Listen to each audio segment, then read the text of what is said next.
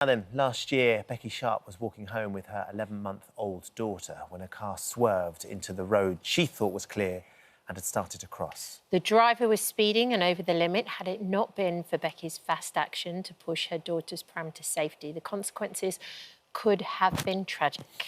Becky's injuries at first looked to be life-changing, but 1 year on, she's defied all the odds and is here now with her daughter, who was in that pushchair, Lorena, and also...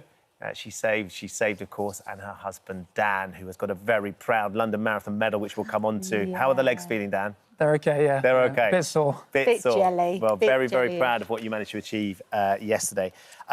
Becky, we were watching a little bit of that footage during the break, and I asked whether you find it difficult to watch, but you don't. It doesn't really register with you, you're saying? No, kind of thankfully, I don't have any memory of the accident. I'd say very thankfully, actually.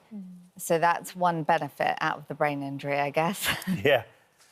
So to take us back to that day, I mean, the two of you clearly just going for a walk. What was the scenario? What had been happening? Well, I'd walked my older two daughters to holiday club, and I was on maternity leave at the time with Lorena.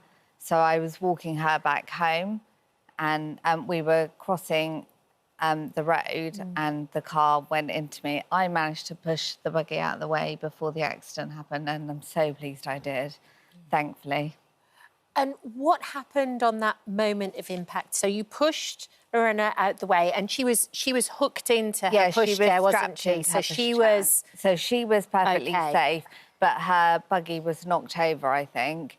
So she had to go to hospital anyway. But luckily, my mother-in-law, Dan's mum, lives just down the road. So she went to Poole Hospital with Lorena, and I was airlifted to Southampton Hospital.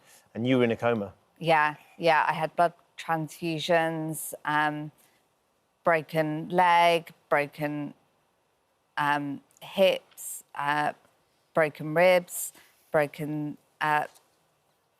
neck. You had a skull fracture. Skull fracture. Wow. Oh, my goodness.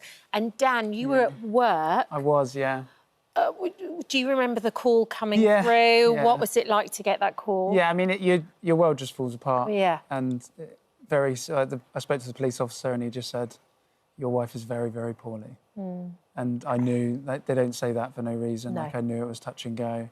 And, yeah, you just go into a response where you have to do what you need to do, and went and picked up Lorena, and then we made our way to Southampton and saw Becky in intensive care, where she was there laid.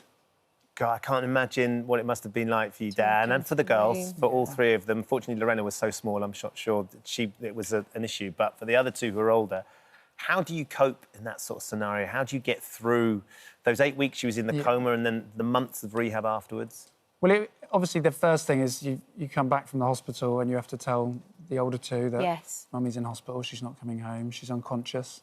And that's the sort of the start of the challenge, really, because they just want to they're mooching. And they're only 8 and 6, your children as well, and you don't know what's about to happen either.